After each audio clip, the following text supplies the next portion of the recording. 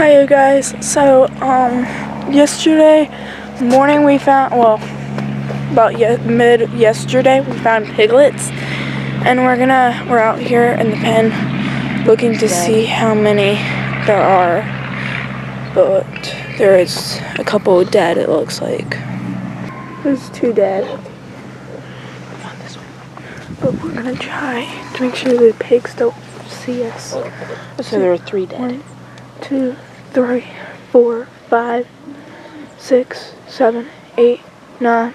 Okay. There's around 9. Or 10. Or 10. And 3 died, looks like. Yeah. Alright. That's it. Obviously, we're disappointed that 3 died, but it's January, not an ideal time for piglets to be born on the homestead, so we hope the rest of them make it. But yeah, so those are the piglets. And Amelia, you still haven't got those eggs off of there. forgot about them. Hey everybody, I am heading to a friend's house to pick up hopefully some berry bushes. He does a lot of permaculture and has been growing a lot of his own trees, bushes, plants, whatever. Go past this light, then at the next one, turn left. So I'm hoping to get several things from him today. I don't know exactly what he has to offer, but we'll find out when we get there. His name is Joel, and he's been farming for probably the last 7 or so years. He has done an amazing amount at his place. It was originally a house with lots of horse pastures, and he has worked hard to turn those pastures into what will hopefully be some productive pastures for him to raise some steers. And he's just done a phenomenal job with his garden and permaculture and the many perennials that he has planted. So I'm really looking forward to seeing him and seeing what we can purchase from him. Well, welcome to the farm. It's Faith Family Farm here, and we have a 35-acre Beyond Organic educational homestead where we teach sustainable ag. And the whole purpose here, what we're trying to do is show people how to create nutrient-dense soil so that way they can create nutrient-dense food and have food as medicine. So that's the concept of what we're all about. And so we want to be able to grow our own compost and do a lot of mulch and a lot of cover crops and things to be able to build soil. So when people ask, what am I really farming? Really soil. So I'm a soil farmer. First and foremost, soil farmer, and then the whole idea there of by investing into that soil, then we will then get return on that investment later in spades, kind of put a dime in, get a dollar out, just by mirroring God and His creation and how He does things. So we always are trying to sequester carbon back into the soil, build it up, and use our ecosystems to help interact and create a living biology under the soil, like having chickens that will help as a soil manufacturing plant by feeding them all the food scraps and giving them mulch, letting them go through it, process it, add their nitrogen manure to it, and then we incorporate that into our compost, and then that kind of creates this whole cycle on the farm where we're being able to be more sustainable rather than having a whole bunch of outside inputs, especially no chemical inputs or fertilizers or anything like that, to be able to just to create an ecosystem that'll help support our family and others. So all about giving that greater glory to God and mirroring how He wants us to treat the land, and in doing so appreciate that abundance that comes back through that permaculture organic model. So we can show you around the farm here. Great. A little bit of things on this the nursery that we have. We have several different kind of fruit trees. We have grafted fruit trees, we have non-grafted berry bushes. We pretty much, if you can try it in this area, we have grown it. And the whole idea here is we're kind of a vetting process. So as a dentist, I would always take all that, that money and buy everything under the sun that said it would grow in this area, and then put it under this more of a permaculture organic model, like a homesteader, where they're not going to get crutched up by a whole bunch of chemical fertilizers and pesticides. And then under that model, let's see what survives, let's see what thrives, and what does, then we can either it will reproduce on its own, or we're able to propagate it and then be able to sell it back or help cover some of our costs. So that's the whole idea. And so it's kind of like we're a vetting process to be able to help people create their homesteads in this particular location, in this particular zone, for the proper species that will do well in that more homestead model. Now you're considered 7B here? 7B. Yep, Okay. That's right. Yep. Because we're 8A, I think, officially, but Yeah. it depends on who you talk to. Yep. Yeah. So not too far off there. Definitely have a lot of the heat, similar heat that you guys have. Of course, we do have a hard time on still in general with the thin-skinned fruits in terms of doing it organic. We're not trying to produce something that's going to look like what you would have, in the supermarket in terms of looks. We want something that's more nutrient dense. It might not look as good, but it's going to be better for you. But we're going into more of those fruits and that will do better here because they're thick skinned, like the persimmon, whether it be the Japanese persimmon or the pawpaw, Native American pawpaw. So we're really venturing into those as well. Okay, good. So yeah, there's a lot of different things that can grow well. And so just as an example here, certainly we've got blueberries, we have elderberry, which as you see, this is kind of the nursery, the main central part of the nursery. White mulberry, we have pawpaws over here, and then strawberries here. And you can see that we just, in terms of growing our own soil, this is a lot of like leaf litter and everything, and just we want to create a nice nutrient-rich soil. And so that's the whole idea. When you have that, when you start with all your work, a lot of your work being underground, then you can create abundance. I mean, just for example here, we have Jerusalem artichokes, and you just by coming up with your hand, just coming under, I mean, look at all the abundance that comes up. These are like a potato-like tuber, and they just grow without any need of work. You just plant them and there they go. They just take off. And so you have such an abundance and a good starch, and you can eat those even straight up. These things, they're really good, and then just wipe off, get some of that microbiome, and really tasty. So I didn't know you could eat them raw. oh, they're delicious. So, but there you go, you have some. But anyway, so these, Thank you. they'll grow really well, and they'll get about 10 feet tall, have like a sunflower look to them, and you can use them like a potato, like that, kind of like as a starch substitute. Works well for it. We also have, of course, we have our own, with the elderberries, we produce our own elderberry syrup, so the Faith Family Farm elderberry syrup, and we have a website and everything that shows, how we do that. We always use local raw honey for that.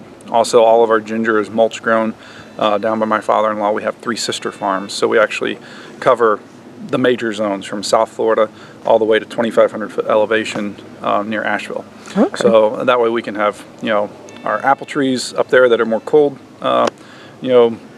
loving, our Christmas tree farm, for example, we have up there, and then of course Zone 7B, we can cover a lot here. And then South Florida, we're able to grow a large, like truckloads of mangoes, and then bananas, things like that my father-in-law is working with us to help help on that connection. So Wow. So it's really neat to be able to do homesteading through all the different zones and create that community. So Definitely.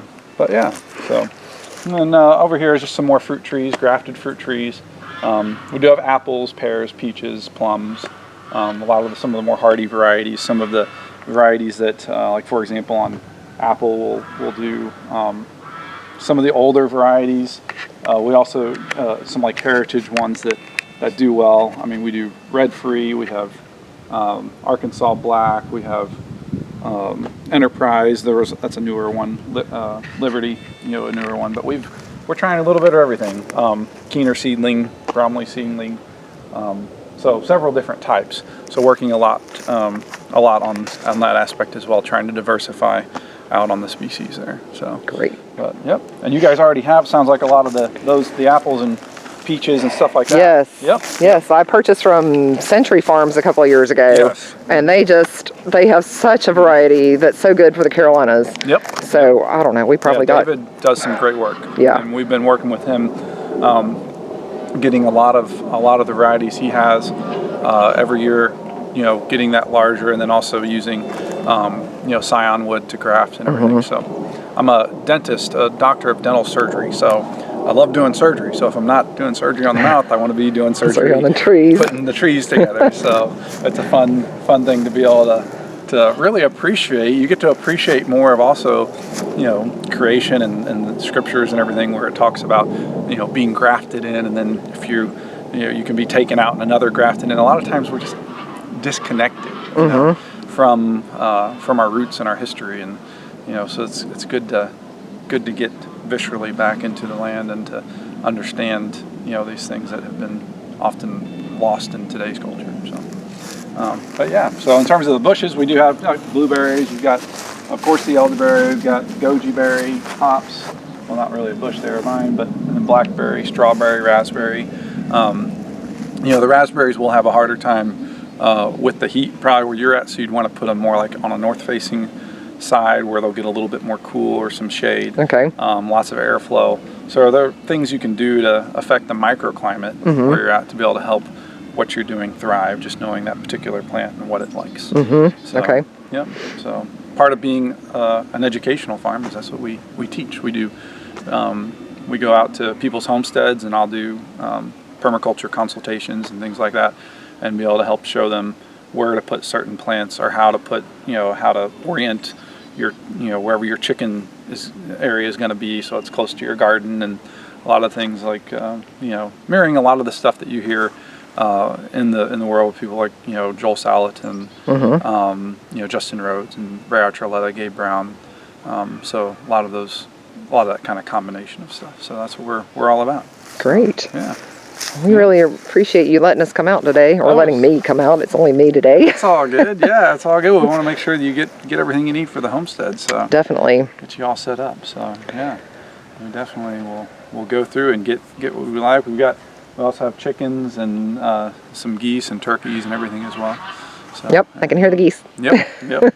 We had someone come and get a goose today. I think another person's coming here in a few hours for some turkey, and then some plants. So good. All the time, little things. So yeah, good. That's great.